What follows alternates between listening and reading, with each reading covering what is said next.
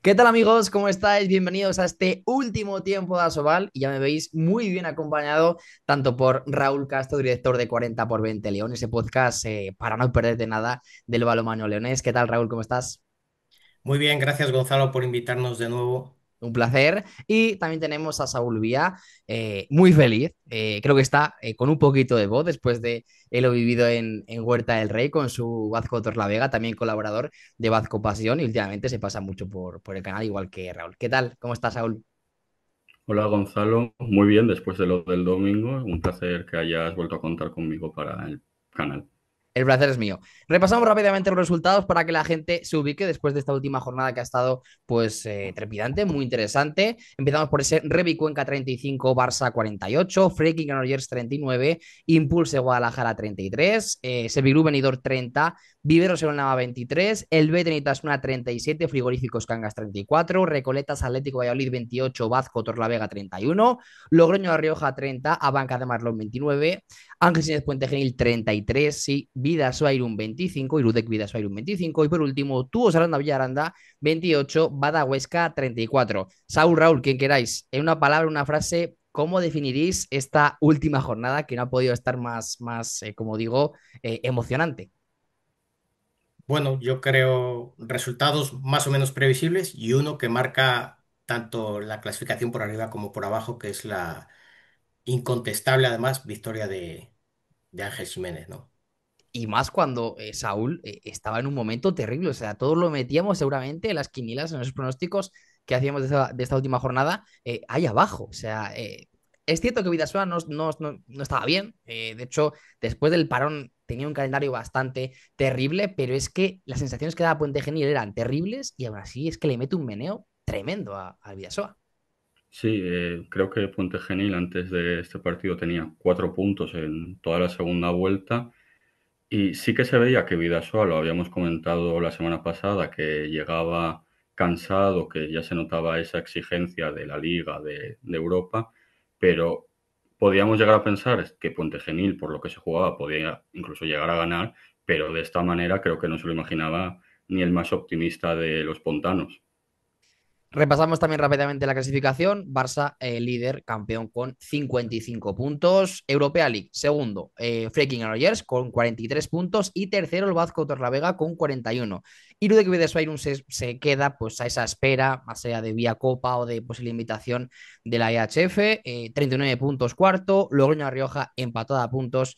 39 puntos quinto y sexto a Banca de Marleón con 37. Por abajo desciende Sevilú Benidorm y el Betenitasuna con 19 puntos. Impulse Guadalajara con 19 puntos jugará esa promoción. Y Badahuesca y Ángeles Puente Genil hicieron sus deberes y ya salvados matemáticamente. Viveros el Balmonanava, que es esa plaza, ¿no? Ese octavo lugar que te acarrea, o te conlleva, mejor dicho, a no jugar o ahorrarte una ronda de Copa del Rey, pues los naveros se la ahorran. Empezamos a repasar, si os parece, por ese descenso. Benidorm y Anaitasuna, dos equipos que llevaban muchas temporadas en Asobal. Benidorm tengo por aquí apuntado destino después de 11 temporadas, Anaita después de 14. Benidorm sorprende bastante, hacía yo esa reflexión. Hace nada lo veíamos jugando contra el Facebook y de hecho tiene muy buen equipo, pero este año ha sido un año pues bastante convulso. No suele ser común que en el balonmano de élite se sustituya a un entrenador como pasó con Carballeira, cuando ya estaba el equipo pues bastante mal, las bajas que ha tenido durante toda la temporada y sobre todo para mí lo irregular que ha sido el equipo durante prácticamente todo el año. ¿Cómo lo ves tú, Raúl? Porque es, como digo, un equipo que se había sentado en la Liga Sobal, pero que este año, después de la competitividad que hay, es que podía caer cualquiera. Bueno, yo para mí son dos situaciones totalmente contrarias, la de Anaita y la de Benidorm. Y que caigan a plata, pues viene dado también un poco por la excelente temporada que han hecho los dos ascendidos, ¿no? Y eso al final ha metido en la pomada a varios equipos que llevaban bastantes temporadas en la Sobal. Hombre, si vamos al caso de Anaita, yo creo que las bajas que ha tenido de la temporada pasada esta han debilitado grandísimamente a un equipo que tenía una tradición muy grande en Asobal. Tú date cuenta que perder a gente como Bazán, Torrico, Edu Fernández o Juan Manuel Var en portería, sobre todo también. Por muchos refuerzos que te hayan venido, Alonso Moreno, o gente que ha irrumpido o ha tenido que tomar, digamos, asumir un poco el papel de rol importante en el equipo, como Aitor a García o a Héctor Albizu, Mm. pues al final, a mí el León, por ejemplo, me gustaron mucho en el juego. Es un juego muy rápido, buscando desmarques, pero luego a la hora de definir, pues evidentemente no tiene la calidad que tenían en otras temporadas. Y el caso, por ejemplo, de Benidorm, pues es un equipo que nadie a priori hubiera afirmado que iba a descender, pero si vamos un poco a la trayectoria de las lesiones que ha tenido a lo largo de la temporada, muchas importantes como Leo Alonso desde principio de temporada prácticamente, David Roca en el último tramo que estaba haciendo una gran temporada.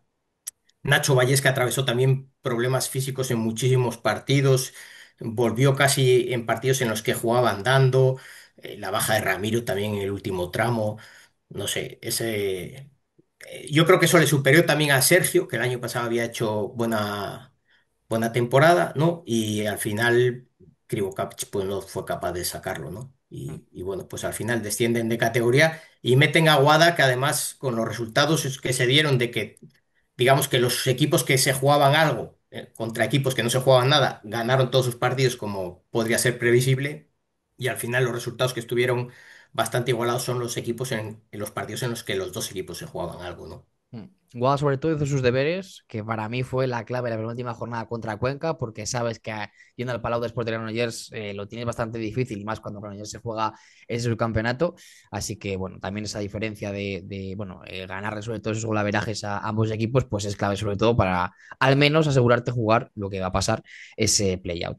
Anetasuna, leía a Beatriz Quisoain en Noticias Navarra, se queda sin élite en el balonmano masculino, perdón, después de 30 años. O sea, me sorprendió bastante ese dato y quería dejar por aquí. Para mí, Saúl, no sé si compartes conmigo esta opinión, ese casi empate que sacan en Torrelavega al final ha sido clave, ¿no? Porque un puntito seguramente que le hubiera dado esa salvación, un punto es un mundo.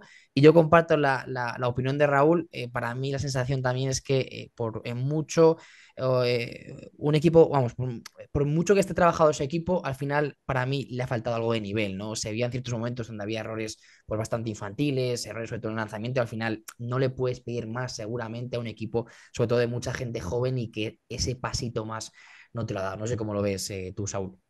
Sí, Anaita la verdad es que creo que ha competido bastante bien contra los grandes, los de arriba, más allá, por ejemplo, del partido en Torrelavega, los dos partidos, por ejemplo, contra Vidasoa, más allá de que si hay polémica arbitral o no la hay, creo que fueron dos partidos muy serios, pero sí que al principio de temporada estaba revisando antes de grabar mis predicciones.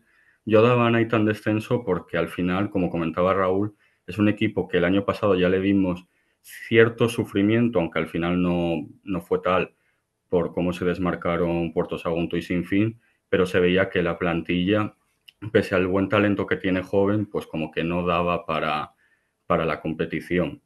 Y Benidorm, si me dejas comentarlo también, yo creo que nadie le veíamos descendiendo porque un equipo con Nacho Vallés, con David Roca, es que nadie piensa que puede descender, pero es que al final el tema han sido todas las lesiones. Al principio de temporada tuvieron muchos problemas defensivos, que quizás eso fue lo que hace que Carballeira tenga que salir. Y luego sí que con Krivo Kapic vimos algo de crecimiento defensivo, la recuperación de Pepe Oliver, que también es muy importante en la zaga alicantina y se perdió muchos partidos, pero al final pues no le ha dado pese a ese último arreón de las dos victorias. Y ojo a ver también cómo le afecta el tema económico a ambos equipos, porque supuestamente tienen alguna que otra deuda, y a ver cómo salen de ahí. Por repasar, Guadalajara Playdown ante el San Pablo Burgos, este miércoles 4 en Burgos, la ida, y el sábado 7 en el David Santa María, como decía anteriormente. Para mí hace los deberes contra Cuenca, y a partir de ahí, pues aún perdiendo contra Granollers, te asegurabas jugar eso. No sé cómo la viste esa eliminatoria, quizá para mí algo desnivelada después de lo que hemos visto de Burgos, ¿no? Raúl. Yo creo que Wada ha dado buen nivel en la Soval, con los polacos, con Serradilla, Poveda, Falcón, Gorostidi. Y yo creo que está a un nivel ahora mismo por encima de Burgos, sobre todo con mentalmente cómo llega Burgos, ¿no? Y sí me gustaría dejarte dos apuntes importantes de lo del descenso. Creo que Benidorm su portería ha aportado muy poco a lo largo de la temporada. No es la peor de la temporada, que creo que es la de Cuenca, pero por muy poquito, y creo que por ahí se le han ido, más allá de los problemas defensivos, se le ha escapado mucho la categoría a Benidorm, y la importancia de tener dinero para reforzarte como hicieron Huesca o hicieron Ángel Jiménez. Eso yo creo que fue definitivo para que salvaran la categoría. Totalmente, totalmente diferencial y se ha visto, ¿no? Dónde está uno y dónde está otro. Por repasar, Huesca se salva. Yo estoy viendo el partido, típico partido de errores al final de Villaranda por, para mí, falta de intensidad. De hecho, hay un tiempo muerto donde se cabrea Jaime Márquez y le pide a los suyos explicaciones como diciendo, ¿qué estáis haciendo? Pero bueno, por contexto se puede llegar a entender. El partido lo gana para mí Miguel Malo con esos 12 tantos, 8 desde los 7 metros y jugando dos parados con Artur Parera, pues como suelen hacerlo habitualmente, de forma excelsa. Y vamos ya con Puente Genil, esa sorpresa, ¿no? Yo estaba viendo, de hecho, este partido, el Villaranda-Huesca, de repente veo descanso, 18-10, marcador muy sorprendente, después lo he estado viendo el partido, en defensa Puente Genil robando y saliendo mucho al impar, errores muy infantiles de Vidasoa, Álvaro Deita a sus 48 años vuelve a hacer casi un 40% el día indicado, en ataque un nivelazo de Llanos, sí, que no lo hemos visto mucho esta temporada, sobre todo la segunda vuelta por problemas, pero se sale el otro día con Ledi, con Adecen, o sea, todo el mundo ayudó, pero Vidasoa otra vez para mí bastante impotente, ¿no? De no encontrar, o sea, a excepción de Cabeiro, de Ariel García con alguna que otra continuidad, es un bajón tremendo. Tenía por aquí apuntar algún dato para, sobre todo, contextualizar a la gente que nos ve y nos escucha. Antes del parón, tienen el partido que decía Saúl contra Naita, donde tiene un mal día tanto en el primer tiempo como en el segundo. O sea, se ve un Vidasoa que ya te deja atisbos de que se está empezando a caer. Acaban sacándolo para mí con ese, bueno, 7 metros no pitado, que es clarísimo.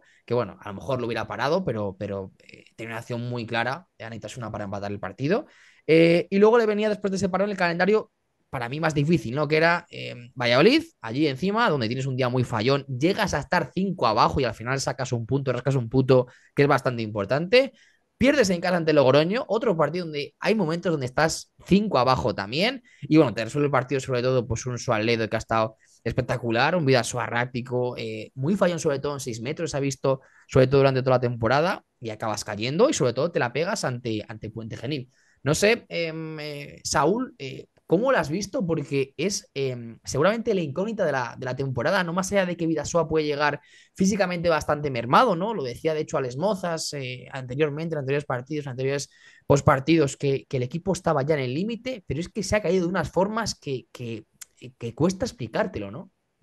Sí, a ver, es cierto, por ejemplo, que aunque sea un jugador que quizás no tenga la trascendencia de Gorka Nieto, yo creo que ha notado mucho la baja de Pacheco porque era un jugador que permitía esa rotación con Gorka Nieto y que le daba a Vidasoa quizás algo más de rapidez en los ataques cuando se atascaba, pero sí que es muy sorprendente cómo han caído en Puente Genil porque sí que habíamos visto que venía en una línea pues negativa, pero es que las formas de caer son muy atípicas para un equipo de la categoría de Vidasoa, la verdad. ¿Tú cómo lo ves, Raúl? Yo creo que, como dices tú, la baja de Pacheco les ha influido mucho, entre otras cosas, más allá del físico que ha llegado a la temporada tal, yo creo que se ha convertido en un equipo demasiado previsible en su ataque. Creo que Pacheco le daba algo diferencial respecto Totalmente. de lo que hay y no es que no vamos a decir que los equipos le tengan cogido un poco de tranquilo porque estamos hablando de grandes jugadores, pero sí que es cierto que es un equipo muy previsible en lo que hacen jugadores que ya llevan muchos años en la Soval demostrando ese juego, ¿no? Mm, Y yo creo que por ahí pasa también un poco dónde ha caído el Bidasoa, ¿no? mm. Sí, y quizás también podríamos decir que se ha notado mucho cómo Leo Maciel ha ido bajando el nivel, por lo menos, o no continuando el nivel al que estaba al principio de temporada. De hecho, Cuba está muy bien en Valladolid. Yo recuerdo que prácticamente le salva el partido ahí cuando estás en minuto 50, 24, 19, pero al final, no sé, yo creo que se ha juntado un poco de todo, porque yo hacía tiempo que no veía fallar tantos pases, por ejemplo, a Rodrigo Salinas. O sea, al final se ha visto un equipo tan sumamente desbordado que ya en el post decía Les Mozas que seguramente fuera el día más terrible, ¿no? Entre comillas, no me acuerdo, no lo voy a decir textualmente, de su vida deportiva, ¿no? O sea, ¿quién se esperaba este batacazo, ¿no? Pero pasa y al final, bueno, vamos a hablar ahora de tu además, Raúl, que os quedasteis a nada de estar cuartos, un final pues bastante doloroso, ¿no? Que ahora si te parece lo comentamos, pero pasasteis de ser cuartos, que obviamente ha acabado Vidasoa así, a ser sextos, ¿no? ¿Cómo se explica ese final de partido? ¿Qué sensaciones tienes después de ese final tan abrupto, ¿no? Para vosotros. Bueno, yo la semana pasada, si recuerdas, os comentaba que veía a la de Mar compitiendo la Granollers a pesar de la racha a a Sí, Logroño, A Logroño, perdona, sí. a pesar de la racha que llevaba tan positiva, ¿no? Y bueno, yo creo que la de Mar hizo un buen partido. De nuevo volvió a dejar escapar una renta de 3 goles en la segunda parte. Van demasiados partidos en los que deja engancharse al equipo contrario. Y al final en el cara o cruz, tu pivote falla y el de ellos acierta, ¿no? Sí que es cierto que yo eché en falta un poco que Dani Gordo pidiera tiempo muerto en esa última jugada para disponer de apurar el tiempo, elaborar una jugada para que le llegue a lo mejor a un jugador con mayor eficacia, ¿no? En el lanzamiento, sobre todo teniendo en cuenta que juegas en superioridad numérica. Pero bueno, el balonmano es lo que es. Y sí que me llama poderosamente la atención que en un equipo en el que tú a principio de temporada fichas a Adrián Fernández y Edu Fernández, te juegues gran parte del partido con Miñambres y Patrick Wasiak.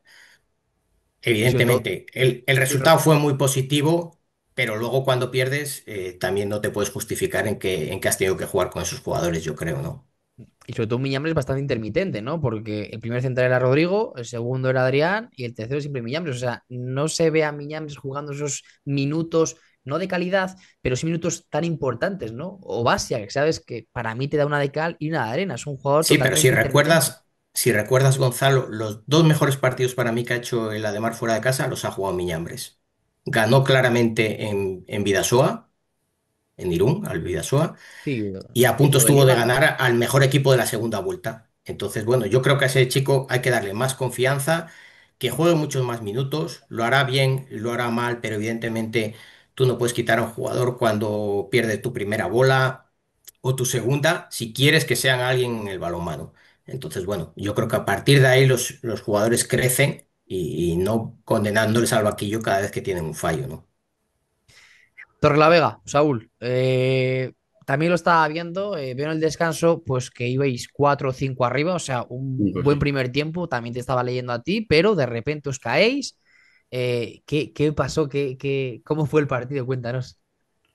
Bueno, como has dicho, la primera parte, la verdad es que sorprendió a propios extraños porque, hombre, sí que se veía que nosotros pues teníamos más no presión o ganas, por así decirlo, más necesidad, mejor dicho, de los puntos que Valladolid, pero bueno, nadie había ganado allí y la verdad es que la versión defensiva fue muy buena. Valladolid le costaba encontrar a su segunda línea, la primera tampoco conseguía hundir a la defensa con jugadores como José Toledo, que prácticamente pasó desapercibido, y Carlos Calle pues paró muchísimo durante la primera parte. Y en la segunda sí que tuvimos ese bajón, que es cierto que quizás sea uno de los males, por así decirlo, que hemos tenido esta temporada, porque en más partidos, por ejemplo el de Anaita en el Trueba, sin ir más lejos, hemos salido muy mal del descanso y eso nos ha costado pues dilapidar la ventaja con la que llegábamos a dicho descanso, pero después sí que el equipo reacciona en defensa, Nico vuelve a vestirse de héroe para llevar los ataques, la manija del partido. Vemos como Leo también hace una buena actuación, 5 paradas de 10, y al final pues se ve como el equipo que tenía más necesidad pues es el que se acaba llevando los puntos.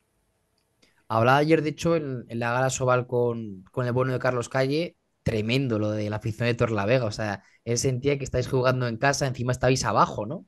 En el graderío bajo. ¿Cómo Sí, fue ese estallido después de volver seguramente? Bueno, seguramente no, volvéis a Europa, pero seguramente no esperaron, ¿no? A principio de temporada otro resultado tan histórico y tan positivo para vosotros. Sí, bueno, por lo de la afición, la mayor parte estaba en el fondo sur. Yo, por ejemplo, estaba en tribuna porque compré las entradas antes, pero bueno, en relación a lo de la clasificación, yo creo que bastante poca gente se esperaba este resultado. Empezaba un proyecto nuevo con un gran entrenador como es Jacobo, que ya lo hemos comentado, y con muchas piezas nuevas, pero es que todo ha salido muy bien desde el principio, porque otros equipos, por ejemplo, que jugaban por primera vez en Europa, Benidorm, Cuenca, que no están acostumbrados, hemos visto cómo esas temporadas pues lo pasaban mal. pero aquí ha salido todo bien desde el principio, incluso con la lesión del lateral derecho, y cuando acabó el partido, pues la verdad es que fue un éxtasis total, y hubo invasión de pista, abrazos, bueno, ya te lo puedes imaginar. Mm.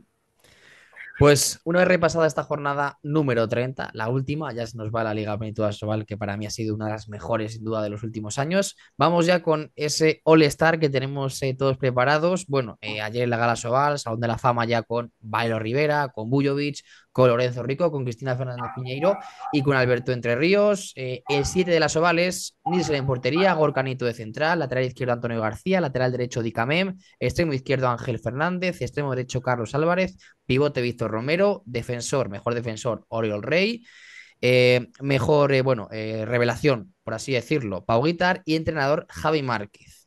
Si os parece, vamos con todas las alternativas que daba la Soval, todas las opciones, y me vais diciendo con cuál os quedáis cada uno y así hacemos esos tres siete ideales más allá de entrenadores, defensores y revelación.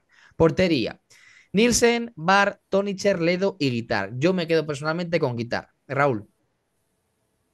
Yo me quedo con Guitar, creo que no se lo dieron al final por no darle dos premios, pero creo que el tramo final de Joan Ledo también merecía ese trofeo. Aunque Totalmente. no quita para que el mejor portero del mundo siga siendo Nielsen cuando está en cancha. Totalmente, totalmente. Saúl, Bueno, como decía Raúl, está claro que el mejor portero del mundo es Nielsen. Tengo muchas dudas entre Ledo y Guitart y bueno, por llevaros un poco a la contraria, pues me voy a quedar con Joan Ledo, que además ha sido convocado a los hispanos. perfecto. Centrales, Ferran Castillo, Gorga Nieto, Chitombi, Miguel Malo y Nacho Valles. Yo, personalmente, si no se hubiera lesionado, perdón, Ferran, era Ferran sin duda, pero me quedo, fíjate, con Nacho Valles. Estaba dudando entre Miguel Malo y Nacho Valles y me quedo con Nacho Valles porque hay momentos de los partidos donde Benidorm estaba en un momento crítico, se dio el día de Cangas y te resuelve el solo el partido o golazos inverosímiles. Lo que pasa es que no le ha acompañado, obviamente, la salvación. Raúl. Yo creo que yo apuesto más por Miguel Malo, creo que Benidorm ha centrado mucho su juego en Nacho Vallés para lo bueno y para lo malo también. Saúl. Yo me quedo con Miguel Malo porque Huesca al final de la primera vuelta tenía 5 puntos, ha terminado haciendo 20, la segunda vuelta de Malo es sensacional y sí que Vallés pues es un gran central, pero quizás le ha pesado lo de jugar algún partido infiltrado. Lateral izquierdo, Mats Simon Hansen, Proco, Pergel, Asier Nieto y Don Antonio García. Para mí, Antonio García sin duda, porque a sus 41 años todavía ha sido decisivo en muchos de los partidos y creo que el rendimiento que ha dado no está para retirarse ni mucho menos, pero bueno, cuelga las zapatillas en un momento brutal. Raúl. Creo que no hay duda, pero me gustaría destacar también la temporada de Pergel, ¿no? Sobre todo en el segundo tramo, ¿no? Porque ha habido momentos ahí también intermitentes, pero cuando ha confiado sobre todo Velasco y le ha dado muchos minutos, eso es un bastión a tener muy en cuenta. Saúl. El inicio de temporada de Procop ha sido espectacular. La verdad es que es un fichaje que ha rendido muy bien, pero es que hay que quedarse obligatoriamente con Antonio García. Lateral derecho, Artur, Pereira, Miguel Martínez Lobato, Mosquera, Dicamem y Rodrigo Salinas. Yo me quedo con Rodrigo Salinas también, aunque el último tramo de temporada ha sido difícil de comprar. Raúl. Bueno, yo me quedo con Dickamen, evidentemente para mí es uno de los mejores jugadores del mundo y siempre que está en cancha tiene que estar. Aunque ha habido jugadores en ese puesto que lo han hecho muy bien y me gustaría destacar a uno que no está, Borragán, en el Huesca. Creo que el tramo que ha hecho desde que fichó es uno de los motivos por los que Huesca ha salido del descenso. Saúl. Yo me quedo con Dicamé, pero me gustaría destacar la actuación en el lateral derecho de Pablo Urdangarín. Revelación total. O sea, cuando ha salido se ha visto que está súper preparado y sobre todo el día del Palau creo que muestra un nivelazo tremendo. Extremos izquierdos, Jordi Deumal, Darío Sam, Xavi Tua, Ampus Bane y Ángel Fernández. Para mí, Ángel Fernández porque es un seguro de vida. Cualquier bola que le des en esa esquinita te la acaba enchufando y sobre todo que Jacobo ya lo empieza a utilizar de dos defensivo y creo que me parece un refuerzo bastante interesante, un recurso muy a tener en cuenta. Raúl. Yo no se lo voy a quitar a Ángel Fernández, aunque Hampus Wane ha hecho una gran temporada también. Se le caen los goles. O sea, hace de lo ordinario extraordinario. O sea, es muy difícil hacer lo que hace él y creo que lo valoramos muy poco, lo de Ampus Bane. De hecho, juega una mitad, juega 30 minutos y te hace un 7 de 7, un 8 de 8. Bueno, como Ángel en Torrelavega, juega una mitad, un poquito más también. Saúl, Hombre, pues yo lógicamente me tengo que quedar con Ángel, no solo por la actuación ofensiva, sino por lo que comentabas de cómo ha actuado en defensa en el 2. extremo derecho, Pancho Ahumada, Iñaki Cabero, Pablo Urdangarín, Rudolf Hackbar y Carlos Álvarez. Para mí, Carlos Álvarez, porque es otro seguro de vídeo, sobre todo para mí ha sido el líder seguramente de la banca de Marleón en la faceta goleadora, pues por supuesto. Raúl, Yo me quedo también con Carlos Álvarez, pero tengo que decir que es de las posiciones en las que ves a los cinco jugadores todos te y cuadran. llama la atención el nivel de esa posición, ¿no?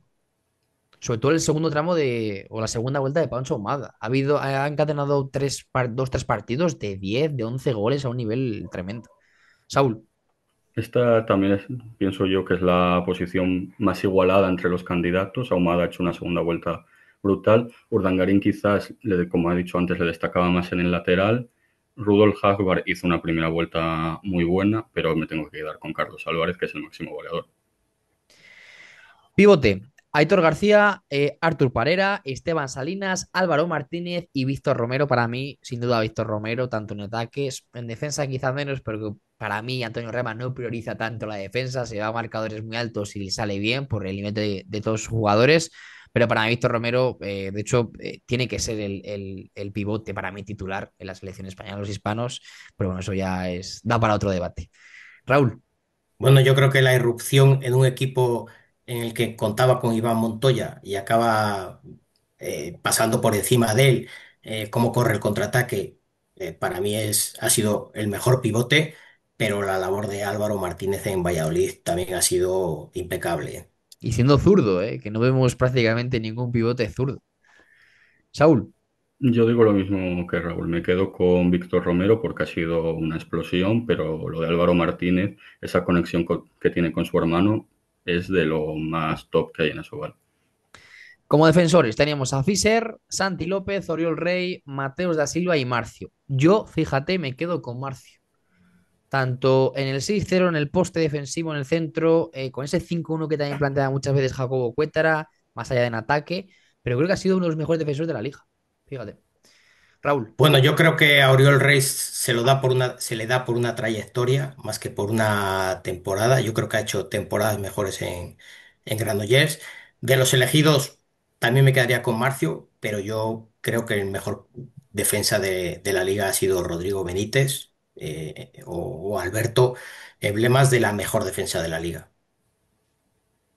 Saúl, Tiene razón Raúl que han faltado nominados de Ademar, que ha sido la mejor defensa de la liga, lo dicen los números, pero yo me tengo que quedar con Marcio. Estoy totalmente enamorado de este jugador, ya no solo por lo que aporta en defensa, sino también por el paso adelante que ha dado en ataque, pero es que cuando en defensa está, como digo yo, el trío de oro de Marcio, Borja Lombilla y Juanjo Fernández, por ahí no pasa ni el aire. revelaciones. Haidt Holstidi, Pau Guitar, Tony Cher, Ferran Castillo y Mario Nevado. Si pongo a Guitar en la portería, no lo pongo por aquí. Yo me quedo con Mario Nevado. Creo que ha sido el año ya de esa erupción o de ese asentamiento definitivo de que es un jugador con altísima proyección y para estar en un equipo, pues como estará el año que viene, que tiene pinta de que va a ser Vidasoa. Raúl, Bueno, para mí de esos nominados, evidentemente Ferran Castillo, la lesión le penaliza mucho. Y Mario Nevado es cierto que ha pasado desapercibido quizás por una campaña menos destacada de su equipo, pero creo que ha sido un grandísimo jugador. Saúl. Yo como me quedé con Ledo en portería, me quedo con Guitar, que ha sido una revelación total, porque le recuerdo de jugar en Asobal con Sinfín y es que no destacaban. Era un portero que después se acaba yendo a Antequera Plata y ha sido la gran sorpresa para mí de la Liga Asobal. Y ya por último, Jacobo Cuétara, entrenadores, Antonio Rama, Alejandro Pisonero, Antonio Carlos Ortega y Javi Márquez. Yo creo que aquí vamos a coincidir todos. Javi Márquez, ¿no? Bueno, yo creo que hay que dárselo si comparas un poco objetivos, equipos y lo logrado. Pero me gustaría decirte, Gonzalo, tú Sí. dime qué entrenador de Asobal, prácticamente de todos los que hay, no podría estar en esos cinco. Ya, totalmente de acuerdo. Totalmente de acuerdo. Yo con Javi me quedo sobre todo porque la plantilla que tenía era la que era, muchos debutantes en Asobal, una plantilla prácticamente de plata, que acaba subiendo sorpresivamente y que se mantiene de esta forma. Entonces, sacarle tanto rendimiento a esos jugadores me parece brutal. Saúl, Yo, que me perdonen en Aranda, pero me tengo que quedar con Jacobo, porque sí que es cierto que Aranda venía de plata, con muchos jugadores de plata, pero tenía un gran bloque, acaba salvándose holgadamente y es un temporadón. Javi Márquez es un grandísimo entrenador, pero lo que ha hecho Jacobo aquí es increíble. Es cierto que el presupuesto es mayor, hay jugadores de muchísimo nivel, pero subir a un equipo que el año pasado acabó siendo un décimo hasta la tercera posición, jugando en Europa, jugando 3 rondas de la Copa del Rey, la Copa Asobal, me parece de locos el rendimiento que ha sacado a todos los jugadores. pues chicos, nos quedamos ya sin tiempo. Mil gracias por pasaros por aquí, por hacer de estos dos últimos tiempos de Asobal un espacio que de hecho me consta que le ha gustado a mucha gente. Yo he disfrutado como un enano, creo que es el formato en el que más cómodo me siento. Y oye, me gustaría veros por la Copa del Rey, al final no puedo asistir. Pasadlo muy bien, cada uno con sus objetivos. Y como digo siempre, un placer que os paséis por aquí. Mil gracias, como siempre, por seguir difundiendo y colaborando en esta tertulia. Muchas gracias, Raúl. Lo primero, felicitar a Saúl, te quiero decir, por la temporada que ha hecho Torrelavega. Creo que es un gran premio a su primera vuelta. Espero que nos crucemos en semifinales de la Copa. Espero que perdáis. Pero bueno, es un viaje cómodo para volver sin ningún problema. Podéis ir el domingo a ver la final de todas las maneras. Y nosotros tendríamos que dar un viaje más largo, ¿no? Muchísimas gracias, Raúl.